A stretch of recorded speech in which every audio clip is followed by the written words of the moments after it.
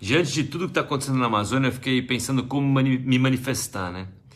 Eu acho que realmente, refletindo, acho que a gente não precisa ser ativista para entender que a ecologia é como tudo se conecta. E pensar nesse equilíbrio ecológico não é chatice, não é papo de ongueiro, acho que é bom senso e inteligência, né? Só na Floresta Amazônica, para vocês terem ideia, tem 25 milhões de brasileiros que moram na Floresta Amazônica. Então, se a gente quer de fato pensar em como proteger a floresta e como dar outro sentido àquela região, a gente precisa começar cuidando das pessoas que moram lá. Afinal, a gente está todo mundo no mesmo barco, ou melhor, no mesmo planeta, né? A gente está. Acho que está todo mundo chocado com as imagens das queimadas na Amazônia, e as imagens se espalharam pelo mundo e gente do mundo inteiro está se manifestando. Mas acho que, ao invés de a gente ficar apontando o dedo para o problema, eu acho que a gente tem que tentar contribuir para a solução, né?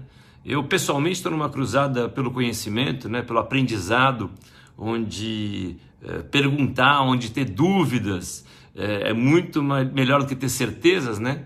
E eu tenho perguntado e tentado me informar ao máximo sobre esse tema. Eu tenho uma verdadeira loucura pela Amazônia, eu gosto muito daquela região, já gravei muito naquela região, já estive lá com os OES, com a FUNAI, né? Já estive com a Marinha, já estive com o Exército, já estive gravando por conta própria, enfim, eu tenho uma relação muito próxima com a Amazônia.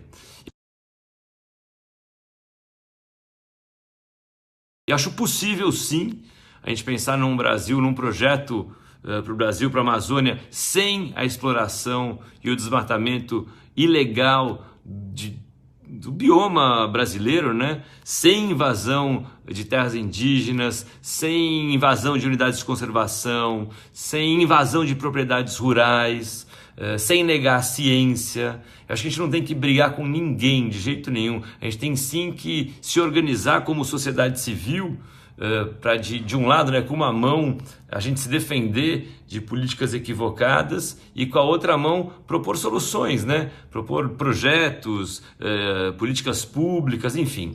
Eu tenho cruzado com muita gente bacana que conhece, que é interessada pelo tema, que é interessada em propor soluções possíveis, gente como a turma do Observatório do Clima, Amazon, a turma do CPI, né, que é o Climate Policy Initiatives, entre tantos outros. Então, nessa toada, eu vou compartilhar na sequência um vídeo do Beto Veríssimo, né, que é do Amazon, que conhece muito esse tema, pensa muito sobre isso, trabalha muito sobre isso, uma reflexão muito lúcida e muito didática.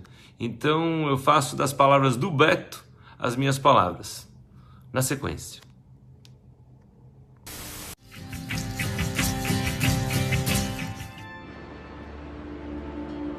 O processo de modernização da Amazônia, modernização no sentido positivo, esse processo não será barato e não será rápido. A gente não tem experiência no Brasil e no resto do mundo de como fazer uma civilização em trópicos úmidos. Fazer cidades, gerar conhecimento e tecnologia em floresta tropical é um desafio para a ciência e para a tecnologia. Parte da Amazônia está ainda no século XIX. Para a gente fazê-la chegar no século XXI, a gente vai ter que trabalhar em 5 frentes importantes.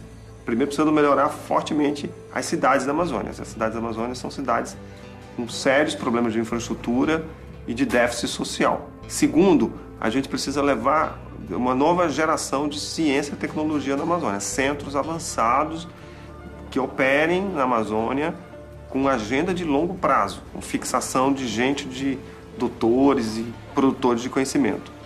Terceiro, a gente precisa, de fato, melhorar a infraestrutura da Amazônia. Uma estrutura mais inteligente. Então você tem que adensar as estradas, a rede de fibra ótica, né, toda a estrutura, a infraestrutura, nos lugares onde tem gente e atividade econômica importante. Naqueles lugares mais remotos, onde tem população extrativista, mais rarefeita, outras tecnologias terão que ser colocadas, principalmente essas tecnologias de satélite que permitiriam chegar naqueles lugares remotos, boa qualidade, vamos dizer, mas são estratégias diferentes, uma de adensamento para populações mais adensadas e uma outra para populações mais rarefeitas, uma tecnologia distinta. Quarto, a gente precisa ter uma agenda de extensão rural, de tecnologia de transferência, com vontade em uma agenda de médio prazo, a gente consegue quadruplicar a produtividade da pecuária, sem nenhuma revolução tecnológica aí, usando o conhecimento que já existe na própria Amazônia. Desde que, de fato, a gente diga que o desmatamento não é mais possível. Na hora que você fecha a porteira do desmatamento, você cria um incentivo para usar melhor as áreas que já estão desmatadas. E quinto, a gente vai precisar melhorar muito, na verdade, o uso dos recursos naturais que a gente tem. Pela importância que a Amazônia tem para o Brasil e para o mundo, ela precisa desse investimento de larga escala, numa perspectiva de 10 a 20 anos, com investimentos robustos.